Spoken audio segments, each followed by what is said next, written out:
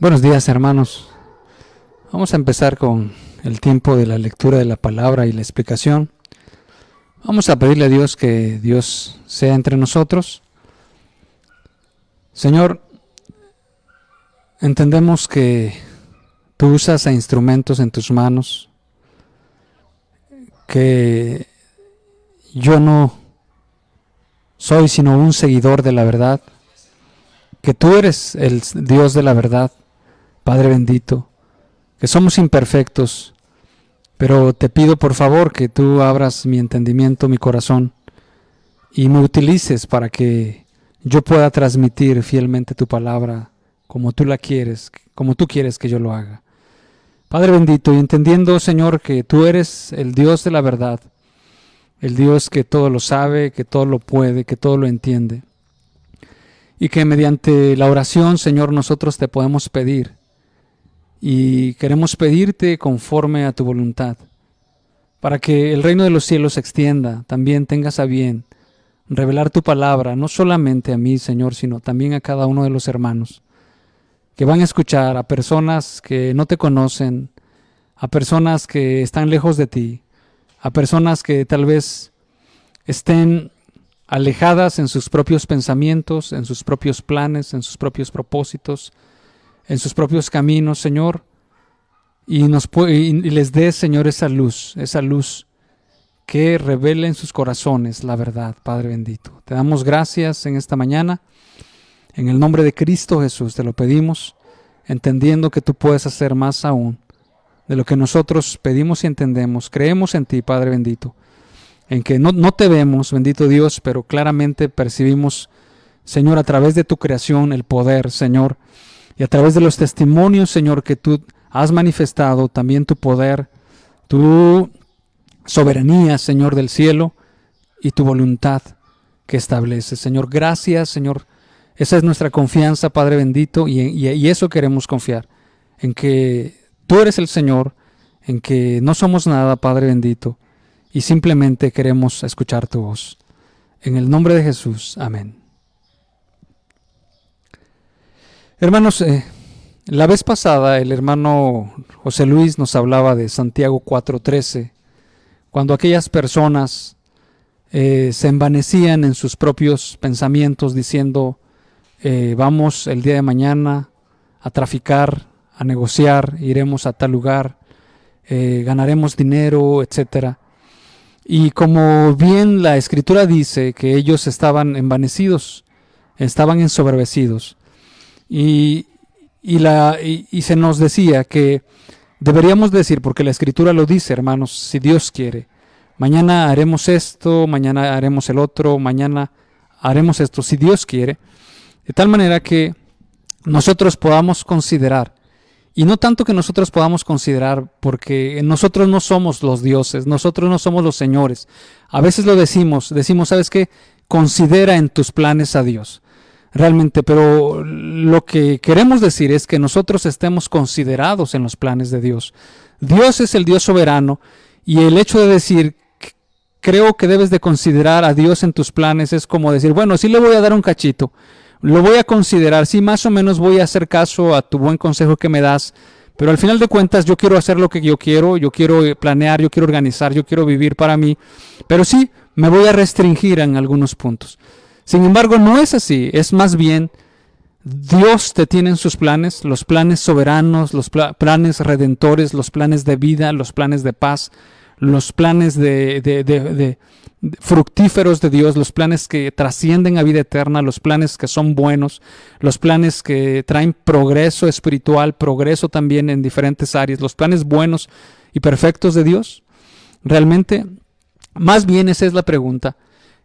Más bien eso sería que nosotros estemos nosotros considerados en los planes de Dios y no de otra manera.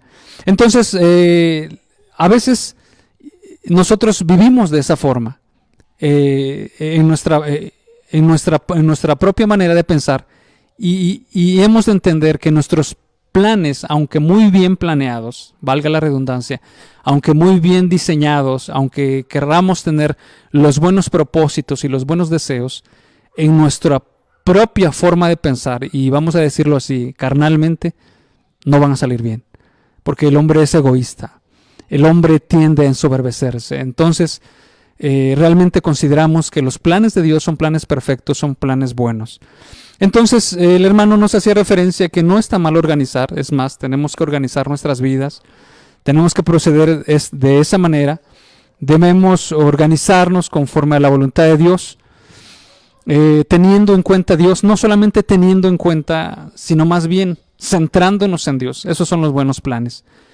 Y en esa charla que teníamos con el hermano, nos hacía referencia a la parábola del rico insensato.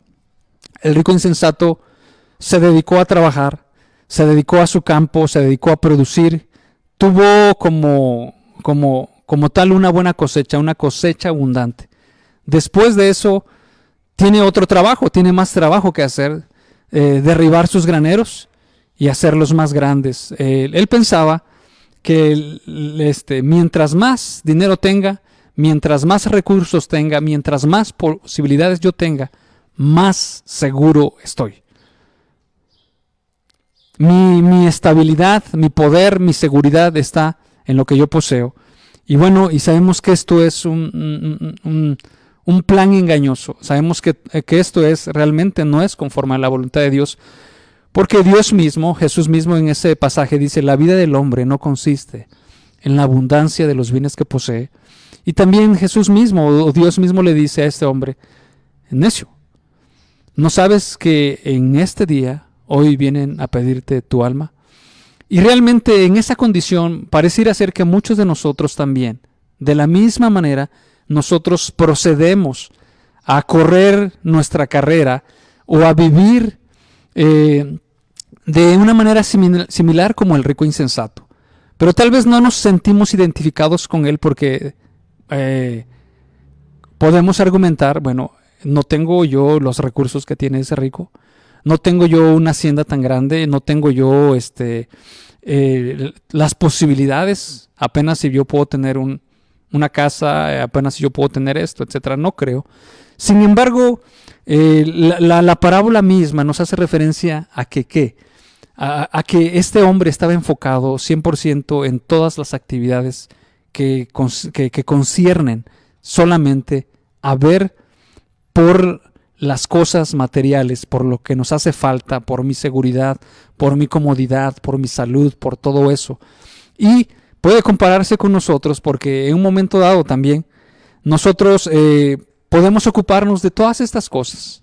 Podemos ocuparnos como muy bien nos ocupamos, y que no está mal que cada uno de nosotros podamos ocuparnos en la educación de nuestros hijos, en ir a trabajar, en ser responsables, en buscar el dinero para que podamos sufragar las necesidades de nuestra familia, en comprar ropa, en construir una casa, en arreglarla, etcétera, y que no está mal en un momento dado. Y que bueno, podamos enviar a nuestros hijos a una escuela, que busquemos el uniforme, que paguemos los zapatos, que paguemos la colegiatura, que busquemos los mejores medios para que ellos se desarrollen y progresen académicamente, que no está mal, hermanos, sino el asunto es que está mal, que estas cosas tienen un mayor énfasis en nuestras vidas. Nosotros podemos tener un mayor peso en nuestras vidas, y las cosas espirituales se van quedando a la saga, se van quedando atrás. Podemos tal vez menospreciar en un momento dado nuestra lectura de la palabra de Dios, no lo vemos tan importante como que nuestro hijo llegue tarde a la escuela. Tal vez vemos más importante el asunto de que nuestro hijo gane un partido de fútbol, gane la competencia atlética, gane el concurso de dibujo, gane esto, etcétera. Pero no vemos importante la salvación de su alma. No nos preocupa como nos preocuparía a nosotros que nuestro hijo no hubiera pasado el examen de admisión en la UAB, en el colegio militar o en cualquier otra cosa. No nos preocupa. Y creo que en un momento dado podemos llegar a apreciar o a percibir más las cosas materiales, las cosas físicas, y que tal vez que todas las espirituales. y que tal vez no nos preocupa mucho y no andamos tronándonos los dedos cuando nuestro hijo no ha sido salvo, cuando nuestro hijo no manifiesta evidencias de salvación, cuando nuestro hijo no se está conformando al carácter cristiano, cuando a nuestro hijo le falta mansedumbre, le falta templanza, le falta dominio propio, le falta esa entrega, le falta un interés por las Escrituras. No nos ocupa realmente, sino lo dejamos pasar. Tal vez para otro día tendremos tiempo. Tal vez para mañana platicaremos al respecto de eso. Tal vez ya se le pasará con el paso de los meses. Tomará mi ejemplo, el ejemplo que yo necesito darle ejemplo. Y entonces nosotros vamos postergando las cosas espirituales, les vamos dando un menosprecio. Y la palabra dice claramente: necio, no sabes que hoy vienen por tu alma. Y eso es precisamente lo que yo quiero hablar, de tres aspectos importantes que voy a tomarlos en la carta de tercera de Juan. Es una epístola que se la envía a Gallo. El nombre de Gallo aparece varias veces, bueno, algunas veces en la Escritura. Se desconoce si sea el mismo o sean diferentes Gallos. Lo cierto es que le manda esta carta es alguna persona de eminencia en alguna de las iglesias de Asia. Y bueno, y quiero enfatizar en tres puntos. Lo primero que hace el apóstol Juan en su carta, en esa introducción, porque realmente solamente vamos a ver tres versos, o lo vamos a ver de una manera corta, es la prosperidad espiritual que Gallo está teniendo. El segundo punto es el siguiente: ¿de qué depende? ¿Cuál es la causa de ese progreso espiritual que tenía Gallo? Y ¿cuál era la consecuencia de ese progreso espiritual en la vida de Gallo? Son tres puntos importantes. Primero, la prosperidad espiritual.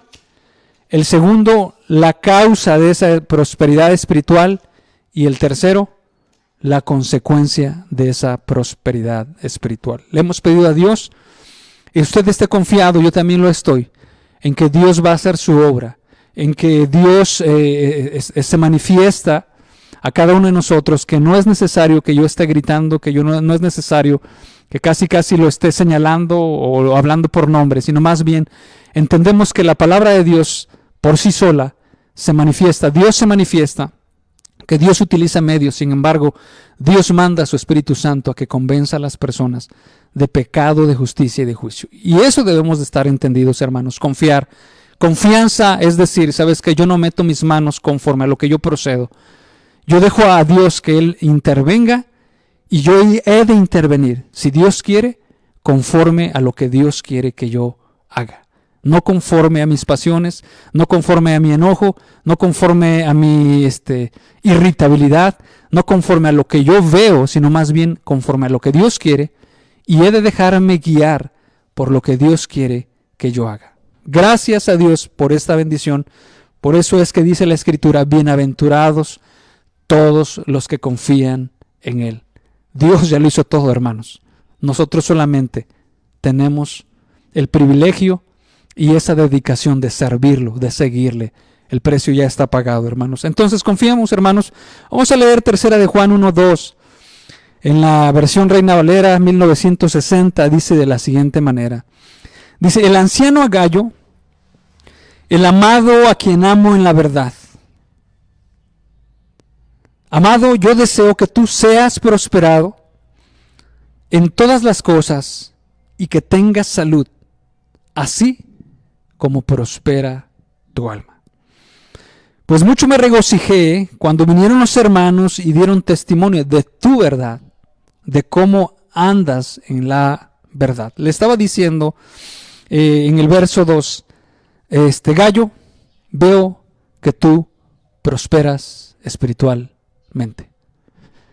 Yo no solamente oigo, yo veo en tu vida que hay algo que te está haciendo prosperar en el camino de Dios.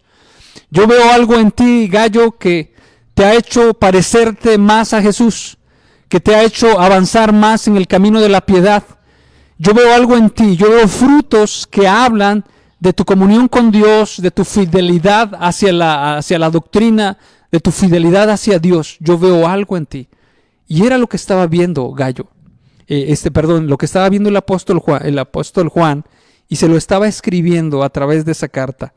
Y bueno, y una pregunta que surge, ¿qué es la prosperidad espiritual?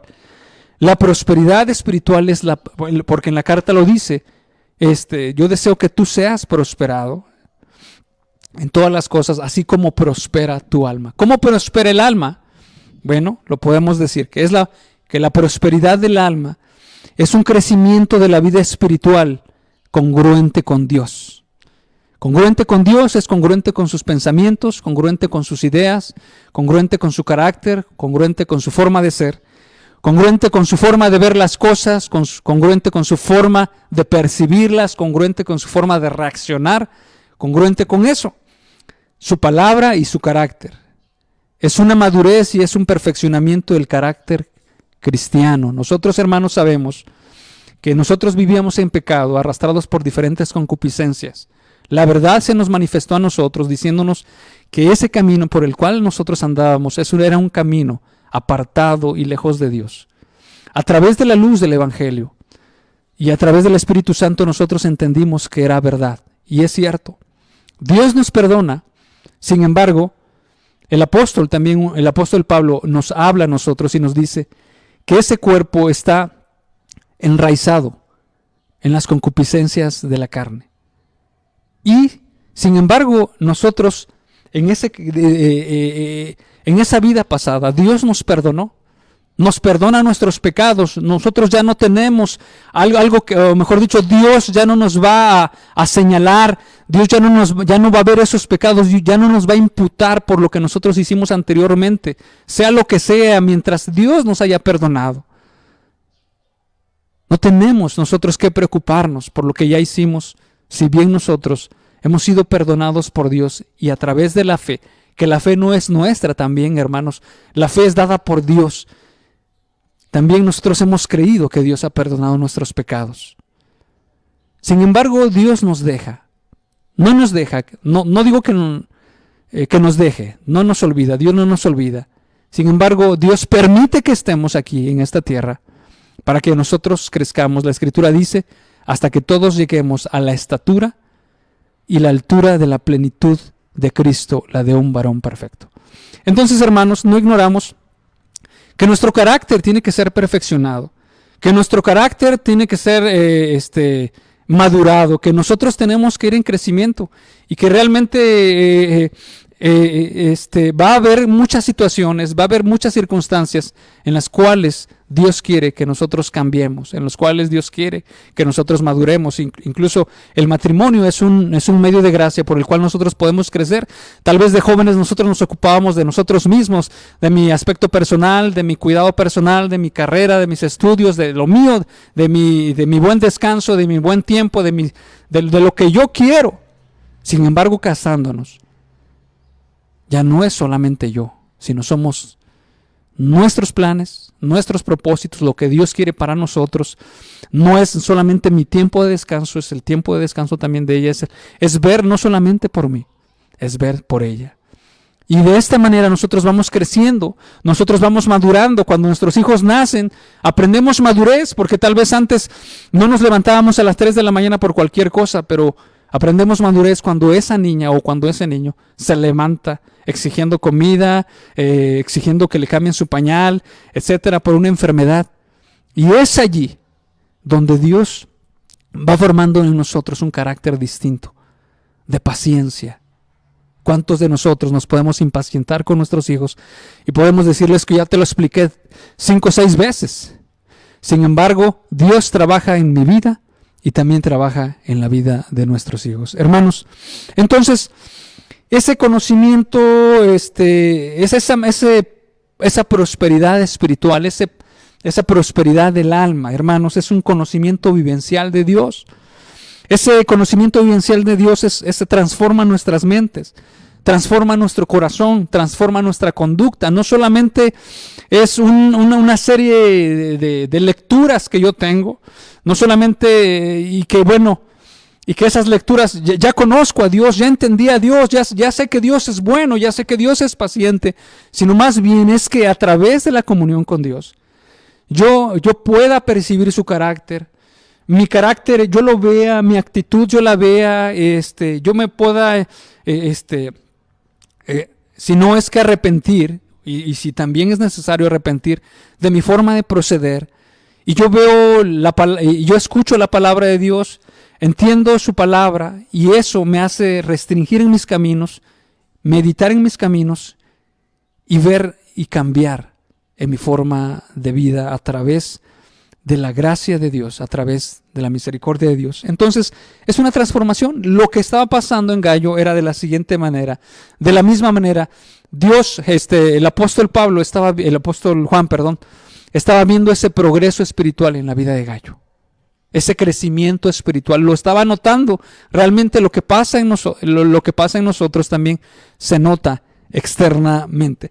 Dios, y esa prosperidad espiritual la vemos que no solamente el apóstol Juan la elogia, Dios elogia a Job en un momento dado cuando Satanás se presenta delante de él y le dice: ¿no has visto a mi siervo Job? Que es fiel en todos mis caminos, etc. Y no solamente Dios la elogia, a Dios le agrada. Y no solamente a Dios le agrada, hermanos, Dios quiere que nosotros crezcamos. Dios quiere que nosotros progresemos. Dios quiere que nosotros maduremos. Al igual que usted quiere que su hijo de 3 años no permanezca enano por 30 años, toda la vida, usted quiere que crezca. De igual manera es un principio divino, que lo que Dios siembra crece y da fruto. También de la misma manera. Entonces, también Jesús elogia ¿a quién? A Natanael. Cuando Jesús mismo dice: este es un verdadero israelita en quien no hay engaño. Y podemos escuchar más aspectos de algunas personalidades de la Escritura elogian ¿a quién? A diferentes personas en ese crecimiento espiritual. Y es de entender, hermanos, que Dios está buscando en nosotros ese crecimiento espiritual, y es de entender que Dios busca, que Dios está intensamente ocupado, o quiero decirlo por no utilizar la palabra preocupado, porque parece cuando decimos preocupado que Dios se anda tronando los dedos, que cómo le voy a hacer, sino ocupado en el sentido de que Él, son sus intenciones, son sus planes en que nosotros estemos en ese crecimiento espiritual de lo que Dios para nuestras vidas. Entonces,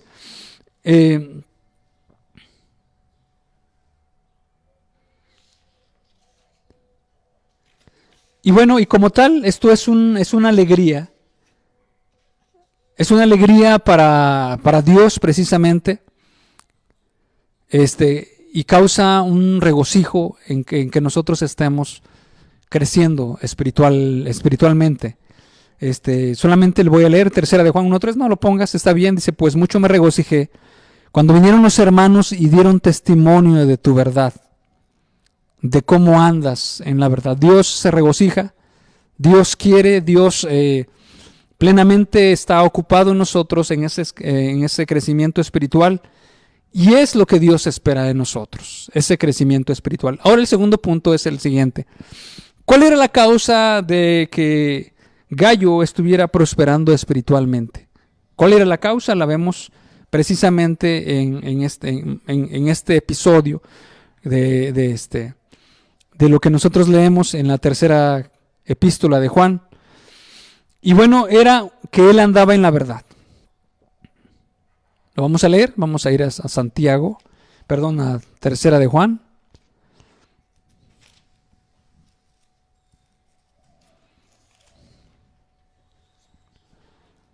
Tercera de Juan 1 dice en el verso 3: pues mucho me regocijé cuando vinieron los hermanos y dieron testimonio de tu verdad, de cómo andas en la verdad. ¿Cuál era la causa de esa prosperidad espiritual? ¿Cuál era la causa? Era andar en la verdad. Y se surge la pregunta: ¿qué es la verdad? Jesucristo es la verdad, su palabra, el evangelio de la gracia. Andar en la verdad significa caminar de una manera que es real y genuina, consistente con Jesús y su palabra, realmente. En el Salmo 1 la Escritura nos dice: bienaventurado el varón que no anduvo en consejo de malos, ni estuvo en camino de pecadores, ni en silla de escarnecedores se ha sentado, sino que en la ley de Jehová está su delicia. Y bueno, no solamente, y dice, y en su ley medita de día y de noche.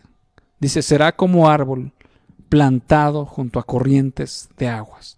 Hay una alimentación, hay una nutrición, hay una meditación, hay algo muy considerable o muy sustancioso que bendice la vida de aquella persona, y es lo que nosotros queremos. Que cada uno de ustedes podamos también juntamente ser alimentados, ser prosperados en esa vida, porque si nosotros hacemos y trabajamos en la parte espiritual, en esa parte espiritual hay vida. Sin embargo, el ocuparnos en la carne es muerte. Entonces, consistente con Jesús en su palabra, la palabra de Dios es una parte importante, y en Mateo 11:29 dice de la siguiente manera, dice: llevad mi yugo sobre vosotros y aprended de mí, que soy manso y humilde de corazón, y hallaréis descanso para vuestras almas. Jesús es la verdad. Jesús es la verdad. Jesús es la verdad, y nos está haciendo referencia en Mateo 11:29 que nosotros tomemos su yugo. Tomar su yugo es que nosotros vamos a estar junto con Él, que nosotros vamos a andar con Él, que cuando Él diga que nosotros avancemos, nosotros avanzamos, que Él cuando dice que nosotros nos detengamos, nosotros nos detenemos, que nosotros, dice, y aprended de mí, y que nosotros vayamos aprendiendo de Él. Dice que yo soy manso y humilde de corazón, y hallaréis descanso para vuestras almas. La parte que nosotros podemos tener en esa prosperidad espiritual es andar con Jesús. No es solamente el llenarnos de algún conocimiento que nosotros podamos tener de algún aspecto de la Biblia, sino más bien que nosotros podamos encontrar a Jesús, que nosotros podamos, y ahorita lo voy a explicar de una manera más clara, y ¿cómo le hacemos nosotros para andar en la verdad? Jesús es una persona, no es una religión, no es un concepto filosófico, y por ahí alguien decía, porque bueno, lo dice, ni es algo que intentas, o sea, que algo que intentamos, o sea, que queremos hacer. Jesús es una persona. La manera en que nosotros recibimos su palabra, en que Dios nos habla, es a través de la Escritura. La manera en que nosotros nos comunicamos con Dios es a través de la oración. Nosotros escuchamos, nosotros ponemos atención y debemos atenderla. Jesús es una persona, es real. No es una religión, no es algo que nosotros tratamos de hacer, no solamente son conceptos filosóficos de alguna serie de doctrinas o de algún temor de hombre que nos han inculcado, sino más bien Jesús es una persona. Jesús es real. Jesús estuvo en la tierra, caminó entre nosotros hace más de 2000 años. Jesús está presente entre nosotros a través de su Espíritu Santo. Y esa persona que vivió y que realmente vive, ya vivió hace 2000 años sobre esta tierra, es una persona real que escucha, que habla, que nosotros podemos estar con Él. Y bueno, quiero citar algunas palabras de Rick Warren tomado del libro que se titula Una vida con propósito. Dice de la siguiente manera: él, cuando habla acerca de que nosotros leamos la palabra, lo dice así: asimilar su verdad. Recibe la palabra de Dios. La parábola del sembrador ilustra cómo nuestra receptividad determina si la palabra de Dios echará raíz en nuestras vidas y si producirá fruto o no. Jesús identificó 3 actitudes no receptivas. Dice: la mente cerrada, el suelo duro; la mente superficial, el suelo pedregoso; y la mente distraída, el suelo con hierbas, y después dijo, consideren cuidadosamente cómo escuchan. Y bueno, Santiago nos dice que nosotros recibamos con humildad la palabra implantada en nuestros corazones, la cual tiene poder para salvar nuestra alma. Y bueno, en esa parte el autor Rick Warren nos dice la forma en que nosotros podemos entender la palabra de Dios, escuchar la palabra de Dios, porque no solamente es suficiente que nosotros escuchemos algún sermón, un mensaje que es bueno, si nosotros tenemos, como dijera el apóstol Pablo, que apropiarnos de la palabra de Dios, tenemos que entenderla, porque no podemos vivir algo que no sabemos. No podemos, y también más adelante vamos a verlo, que no podemos recordar algo que no hemos aprendido. No podemos vivir algo que no sabemos. Entonces, Rick Warren dice en su libro, Una vida con propósito, enumera algunos puntos importantes en la forma en que nosotros podemos leer la palabra de Dios. Eso va a hacer que nosotros entendamos su perfecta voluntad.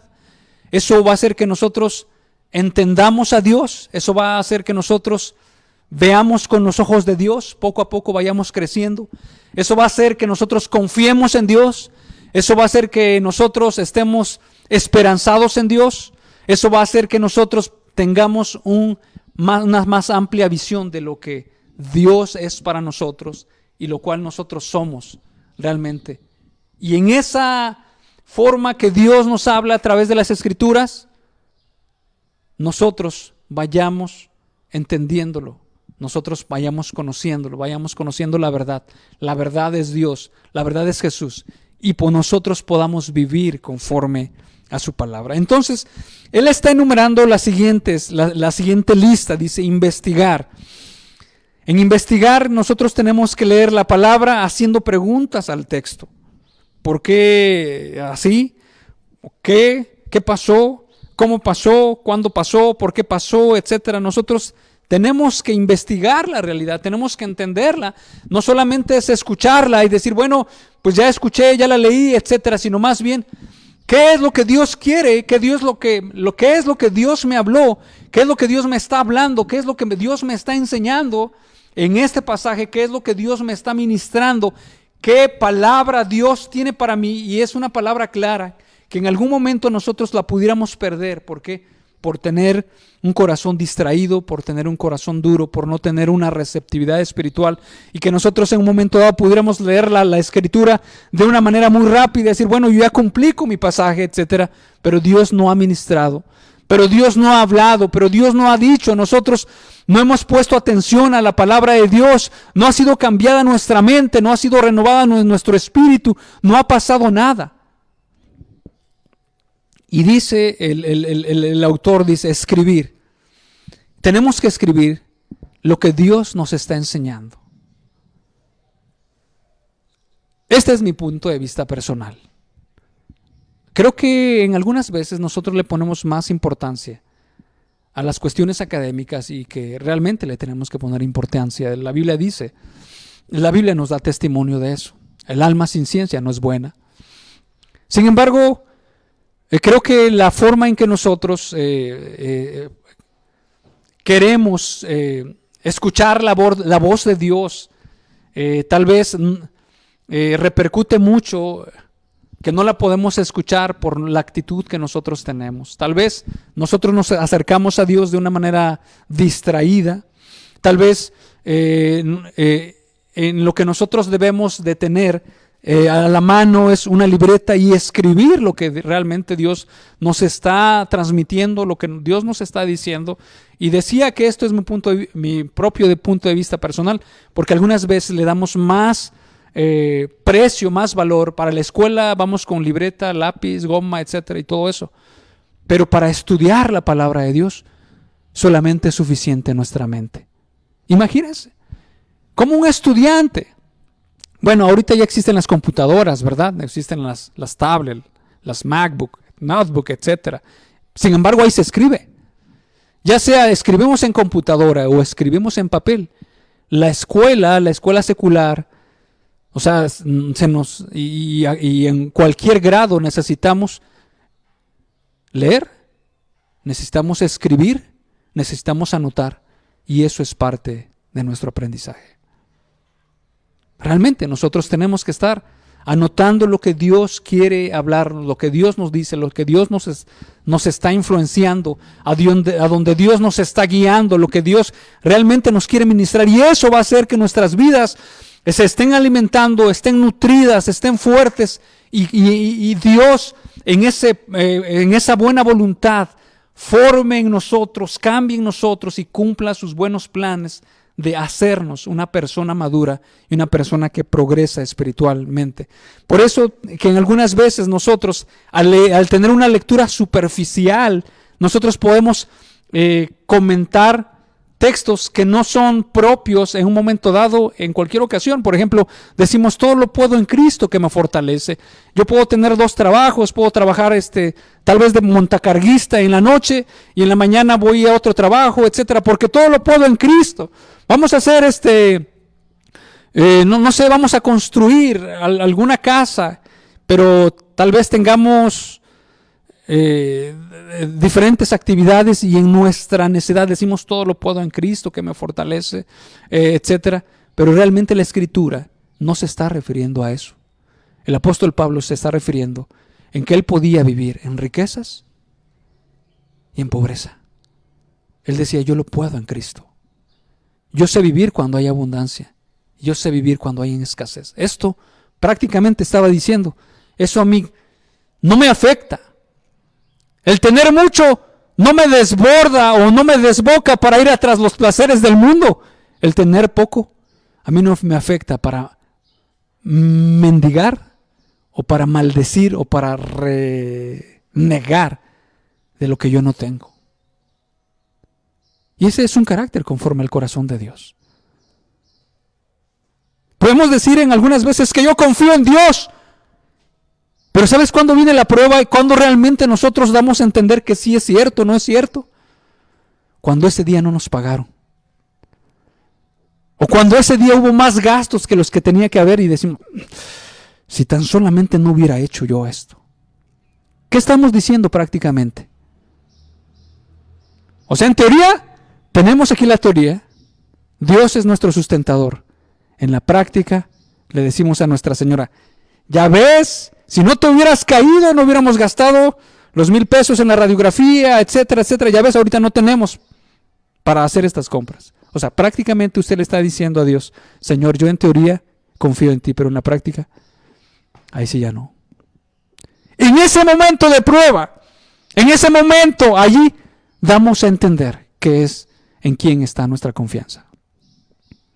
Dios quiere perfeccionarnos. Dios permite esas pruebas para que nosotros entendamos. No puedes hacer nada por ti mismo.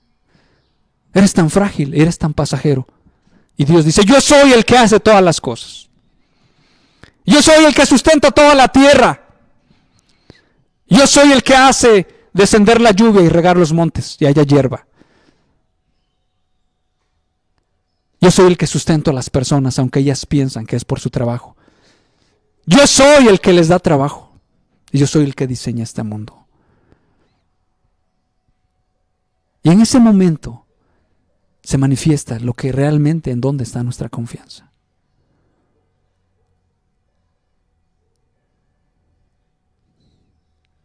Nuestras prioridades también hablan de eso, pero luego hablamos en eso. Por ejemplo, podemos sacar otro pasaje del contexto, instruye al niño en su camino, y aun cuando fuere viejo no se apartará de él, pero precisamente, y bueno, no está hablando de la salvación. Y no es que la salvación no nos interese a nosotros, a Dios le interesa, y nosotros tenemos que estar interesados en la salvación completamente de nuestros hijos, es una realidad. Sin embargo, en este pasaje no se refiere a eso. ¿Que Dios quiere que se salven nuestros hijos? Sí. ¿Que Dios quiere una descendencia piadosa para Él? Sí. Pero en este pasaje precisamente no habla de eso. Habla de que si de los hábitos que tú le inculcas a tus hijos. Si el hábito que tú tienes en la mañana de servirle chocolate con pan todos los días y el fin de semana tacos en la noche, así va a crecer, con esa forma de vida. Y si le enseñas que la Biblia solamente se lee en domingo y entre otras cosas, y que bueno, y que entre otras cosas, y la forma en ese hábito que tiene cuando sea grande, igual va en la mañana su chocolate con pan y en el fin de semana sus tacos. La forma en que uno lo acostumbra a ese niño en sus hábitos, si lo acostumbra usted a que mamá tiene que ir recogiendo toda la ropa del cuarto, que mamá tiene que lavarla, que mamá tiene que plancharla y tiene que tenderla, ese hijo así va a crecer. Igual, va a crecer creyendo que todas las personas, que mamá, aunque ya esté grande, tiene que ir tras todo el cuarto a rejuntar toda la ropa y echarla y etcétera y todo eso. Así le estamos enseñando de la forma. Y que si en sábado y domingo es tiempo de levantarse a las 10 de la mañana, así se va a seguir. Aun cuando esté viejo, sábado y domingo a las 10 de la mañana, yo me levanto. Si usted lo enseña a ser servicial, a levantar la mesa, a lavar los trastes y todo, va a tener esa actividad, va a tomar esos hábitos, precisamente, entre otras cosas, y bueno. Pero bueno, el punto es que, hermanos, nosotros podamos ser bendecidos por lo que Dios quiere. Dios quiere bendecirnos. La forma en que Dios nos va a transformar es a través de su palabra, pero nosotros estando con Él, nosotros estando cerca de Él, alimentándonos de Él, escuchando su voz, entendiendo lo que Dios quiere para nosotros. Realmente nuestro oído tiene que ser afinado, nuestro oído tiene que ser cambiado, realmente nosotros tenemos que tener una disposición para escucharlo, prácticamente. Y luego dice el autor Rick Warren, recordarla. Tenemos que recordar la palabra. Otra forma de nosotros de apropiarnos de la palabra de Dios es recordarla. Pero no podemos recordar algo que no hemos leído. Tenemos también otro punto, decía reflexionar. Y reflexionar, no podemos reflexionar algo que no estamos recordando, y no podemos recordar algo que no hemos leído. Otra vez caemos en lo mismo, ¿no? Y la parte final es aplicar a sus principios. Y creo que la meditación, hermanos, es parte importante de lo que nosotros tenemos que tener. Leer un pasaje y estar meditando palabra por palabra y estar memorizando en un momento dado si es necesario. Y si podemos estar meditando en eso, ¿por qué esto así y esto? Y en la ley de Jehová. ¿Y cuál es la ley de Jehová? Y está su delicia. ¿Y qué es delicia? Bueno, delicia es esto. Y en su ley. Y bueno, ¿a poco ahorita tenemos ley? No, la ley es la palabra de Dios, su voluntad. Medita y medita de día y de noche. O sea, la palabra de Dios para él es algo importante. La palabra de Dios es algo que le alimenta, que le alienta, que le nutre. La palabra de Dios, y era lo que estaba pasando con Gallo. La palabra de Dios había afectado su corazón. La palabra de Dios estaba transformando su vida. La palabra de Dios, ¿y cuál era el resultado de que la palabra de Dios estaba haciendo algo en él? ¿Cuál era el efecto? Que es el tercer punto. ¿Cuál era el efecto? Es que reflejaba una vida práctica de amor. Y como algunas personas podemos discutir de la circuncisión, de la incircuncisión, que si es el sábado, el día de reposo o es el domingo, etcétera y todo eso. El apóstol Pablo resume en pocas palabras: la circuncisión, ni la circuncisión ni la incircuncisión son algo, sino un nuevo corazón. Y realmente es eso. No importa lo que nosotros tengamos en nuestra mente como una doctrina. Quiero decirlo que algunas veces habrá diferencias en puntos doctrinales. Eso quiero decirlo. Las doctrinas básicas son básicas, incambiables realmente. Pero algunas veces nosotros podemos caer en puntos ya terciarios y en una discusión, etcétera, y podemos hacer un borlote y cuantas cosas. Pero realmente, ¿cuál es la vida que usted está llevando? ¿Cuál es la vida práctica que usted lleva con su esposa, con sus hijos, con los suyos? ¿Cuál es su carácter? ¿Es su carácter el de usted que por toda cuál es su conducta y el trato para con las demás personas? En eso se refleja lo que Dios está haciendo en su vida. El crecimiento que está usted teniendo en su palabra, cuál es el trato, cuál es la disposición, cuál es la forma en que usted vive para con los demás. Y ahí es en esa manera como nosotros vamos a ver el reflejo de esa vida que está progresando espiritualmente. Dice 3 de Juan 1:5: Amado, fielmente te conduces cuando prestas algún servicio a los hermanos, especialmente a los desconocidos. Era el resultado de ese progreso espiritual. El discípulo Gallo estaba entregándose para servir a las demás personas, a las personas, principalmente aquellas personas que eran predicadores itinerantes, y él seguramente prestaba su casa, seguramente les daba de comer, los alimentaba, los hospedaba, etcétera, y todo eso. Estaba haciendo que el evangelio progresara. Jesús dijo en una ocasión: el que no es conmigo, contra mí es. El que no recoge, desparrama. Entonces, ese efecto o ese eco de la gracia de Jesús se nota en nuestra vida, reflejando paciencia, benignidad, amor. Y bueno, es lo que Dios quiere que nosotros estemos reflejando, transformando nuestro carácter, nuestra vida. Y en contraparte a esto vemos la vida de otro personaje que aquí aparece igual en 3 de Juan, de Diótrefes, en el verso 9. Y dice en 3 de Juan, ese es el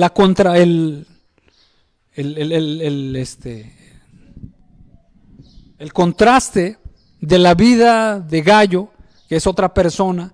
En este caso es Diótrefes, y en 3 de Juan 1:10 dice: Por esta causa, si yo fuere, recordaré las obras que hace parloteando, hablando mal, con palabras malignas contra nosotros. Un primer punto del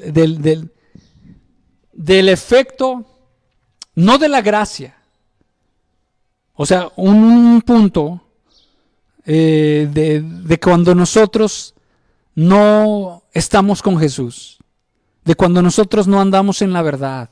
Es que la verdad se va a ver reflejada en nosotros. La verdad, y esta persona, Diótrefes, no estaba caminando en la verdad.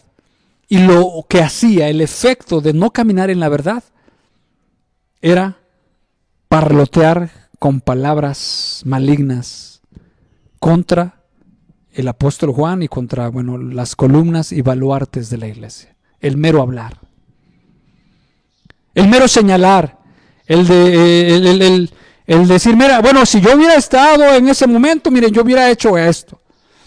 Pues todo lo que se hizo, está mal, etcétera, no sirve, etcétera. Solamente puras palabras. Así también le dijo David a sus hermanos: no es esto. Cuando David llegó a la guerra y estaba buscando cómo estaba el asunto de la batalla, y llega alguno de sus hermanos y empieza a hablar, le empieza a decir: ¿por qué veniste acá? ¿Por qué tú solamente veniste como ocioso, quieres solamente ver cómo va esto? Pero David le contesta: no es esto el mero hablar. No es esto nada más puro bla, bla, bla. O sea, en otras palabras, como dijera nuestro dicho mexicano, del dicho al hecho, hay mucho trecho. Y de lengua, me como un taco, ¿verdad? O sea, fácil hablar, o sea, fácil decir: no, hombre, esto hubiera quedado así de esta manera, o no, etcétera, no, oye, con la esposa, con los hijos, etcétera. Hablar, hablar y decir, etcétera. Dice, parloteando con palabras malignas contra nosotros y también contra los líderes. O sea, el mero hablar, el mero decir, el mero señalar, etcétera, etcétera. Pero su vida no se conforma a la sana doctrina, a la santa palabra. Dice, y no contento con estas cosas, o sea, y eso le es poco al muchachito. No recibe a los hermanos, y a los que quiere recibirlos se los prohíbe y los expulsa de la iglesia. Dice así. Vamos a leer un poquito más atrás. 3 dice, en el verso 9, yo he escrito a la iglesia, pero Diótrefes, el cual le gusta tener el primer lugar entre ellos. Un egocentrismo. Ese egocentrismo habla de que, bueno, yo voy a hacer esto que no lo están viendo. Yo digo esto, que no van a aplaudir esto. Le gusta tener el primer lugar, y ese primer lugar se manifestaba en decir, aquí se va a hacer de esta manera, se va a hacer de esta manera, etcétera. Se va a hacer conforme a lo que él quería, ignorando a las personas que traían un mensaje de parte de Dios, señalando quién, o sea, como diciendo, con estos sí te juntas, con estos no te juntas, a estos los rechazas, no los recibes, y si los recibes, te vas de la iglesia arbitrariamente, procediendo en una forma de vida que no concuerda con las sanas escrituras, con la sana doctrina. Entonces, hermanos, esto a lo mejor nosotros no lo hacemos de la siguiente manera. Sin embargo, la palabra de Dios nos habla y nos dice que esas palabras son solamente parloteo, palabras malignas. Y luego dice en el verso 11, amado, como que lo resume ya en unas pocas palabras o en un versículo, no imites lo malo, imita lo bueno. El que hace lo bueno es de Dios. Pero el que hace lo malo no ha visto a Dios. El que hace lo bueno es de Dios. O sea, el resultado de alguna persona que está con Dios, que Dios le habla, que Dios le ministra, que Dios le nutre, que Dios le dirige, es hacer lo bueno. Y no con malas intenciones. Porque podemos ver muchas personas allá afuera que tal vez yo voy a servir, pero porque quiero ser candidato para las próximas elecciones, ¿no? Ahora sí me pongo a hacer lo bueno porque quiero un beneficio a cambio. No, definitivamente que no. El que hace lo bueno es de Dios. El oro donde quiera es verde. Y loamos esa virtud que Dios ha puesto en muchos hermanos, que donde quiera que llegan es llegar a servir, es llegar a hacer lo bueno, es en lo que Dios les ha dado, en los talentos que Dios les ha dado, en los dones que Dios les da, es a llegar a servir, el llegar a hacer lo bueno, el llegar a reconciliar, el llegar a buscar a las personas, el llegar a compartir el mensaje, el llegar a decir, ¿qué puedo hacer? El llegar a decir, ¿qué vamos a hacer? Para la gloria, para la honra de Dios. Pero dice por el otro lado, pero el que hace lo malo no ha visto a Dios. O sea, el resultado de la actitud, de la forma de proceder, de la forma de vivir, de las palabras ásperas, de las palabras rudas, del trato rudo, del trato descordial, de todas esas cosas, habla precisamente de una persona que no ha estado con Dios, que no le conoce, que no vive para Dios.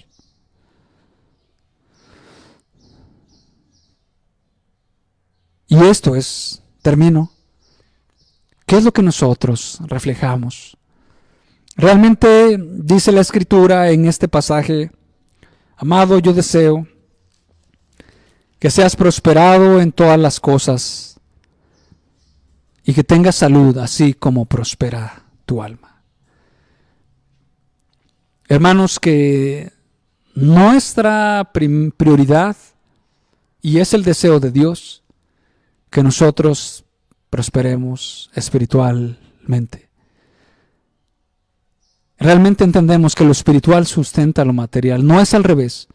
lo material no sustenta lo espiritual. Si el apóstol Pablo o si Jesús nos enviara una carta a nosotros, ¿qué es lo que diría de nosotros? ¿Qué es lo que se diría en esa carta? Amado Azarías, ¿se diría de mí? Yo veo que tú estás prosperando espiritualmente. Se diría de mí, yo deseo que prosperes en el resto de las demás áreas y también en tu cuerpo, de la manera que se está notando que tú estás progresando, de la manera que se está notando que tú estás creciendo en la gracia, en sabiduría, en conocimiento de Dios. Yo deseo que tú seas progresado de la manera en que se nota que tú estás creciendo espiritualmente, tu paciencia, tu benignidad, tu discernimiento, tu forma de proceder, tus palabras de sabiduría, tus palabras de consejo, tu paciencia, etc. Se nota que tú estás caminando con Dios. Que tus propósitos primero son espirituales. Que te has dado devotamente a buscar primeramente el reino de Dios y su justicia, y todas las cosas, te lo aseguro, que van a estar siendo llegadas por añadidura. ¿Qué es lo que diría Dios de mí? ¿Qué es lo que diría Dios de usted? ¿Qué es lo que Dios hablaría acerca de nuestras vidas, de lo que nosotros estuviéramos viviendo? ¿O seríamos nosotros como Diótrefes?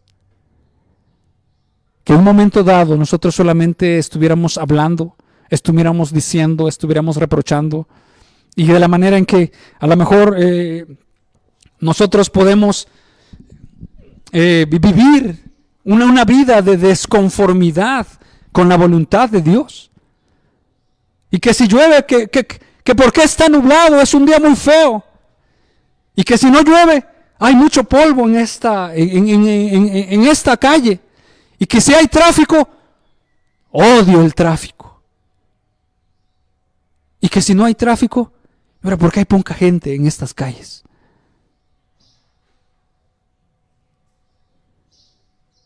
Oye, esposa, ¿que por qué?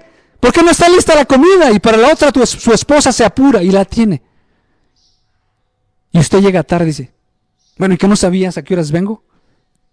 Pues, o sea, si la tiene lista, ¿que por qué está lista? Y si no la tiene lista la comida, ¿que por qué no está lista? Que si hay trabajo, hay mucho trabajo en la maquila, el taller, la tienda, etcétera. Vamos a poner el taller mecánico, no solamente porque aquí abundan las maquilas. Hay mucho trabajo, este encargado me va a dejar más que trabajo. Y cuando no hay trabajo, ¿qué decimos? Ahora no hay trabajo.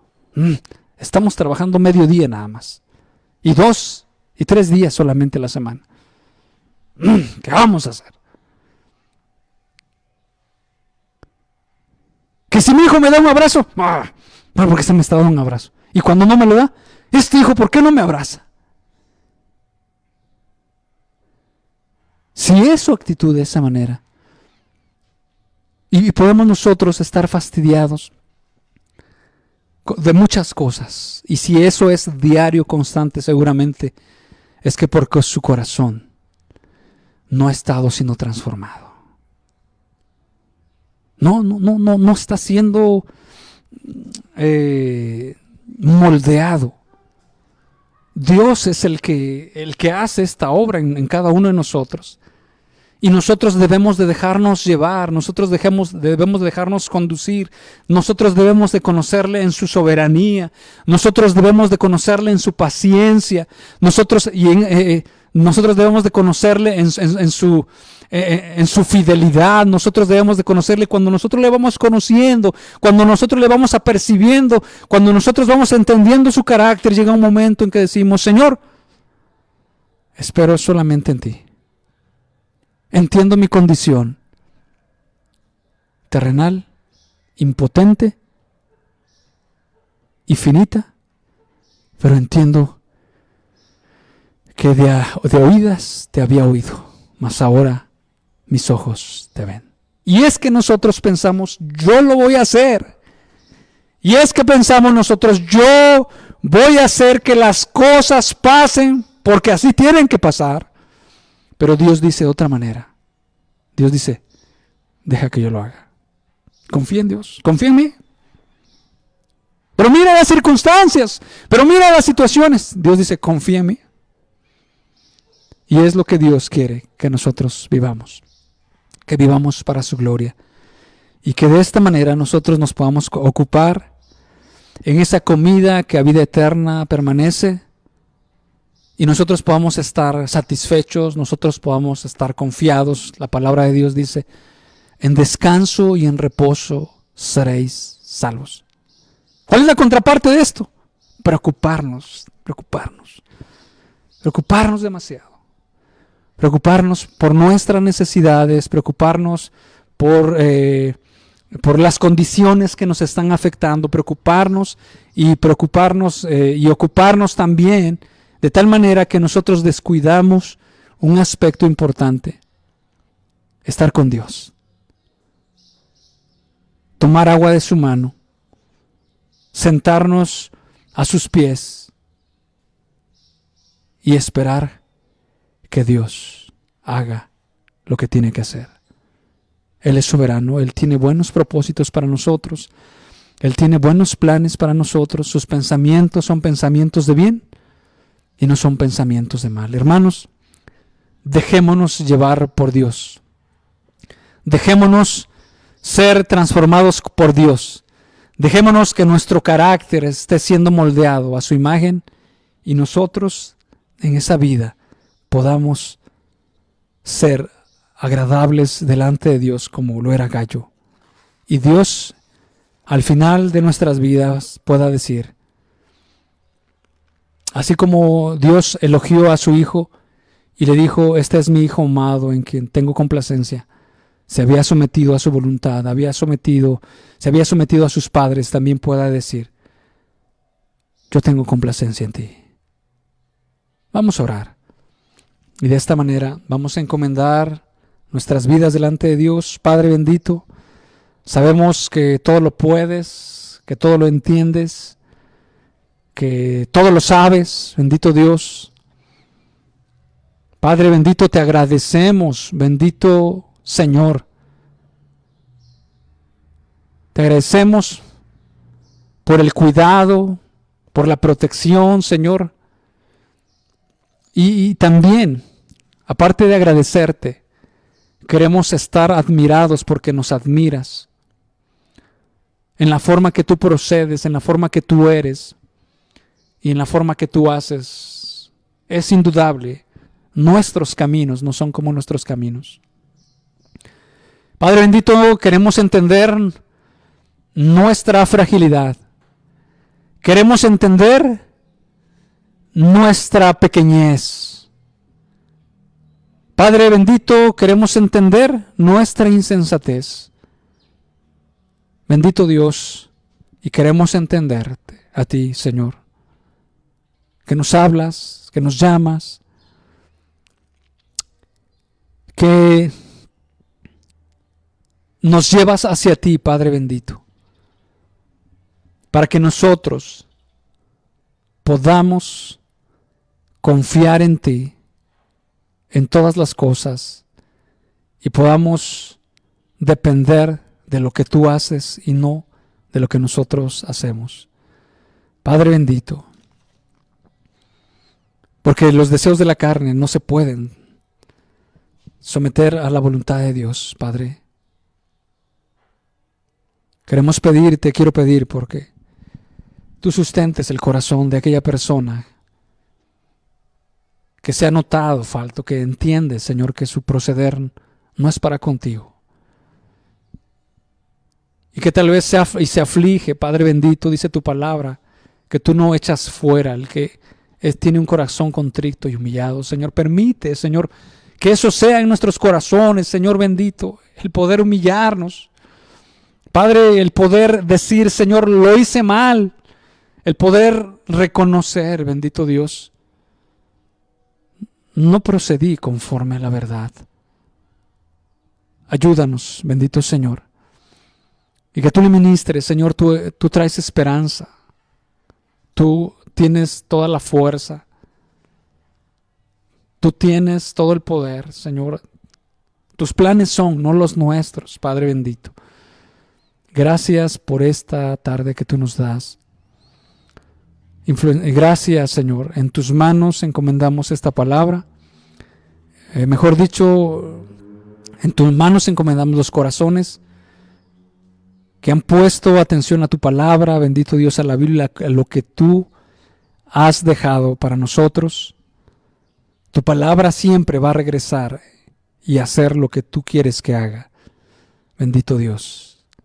En el nombre de Cristo Jesús, ponemos nuestras vidas en tus manos. Amén.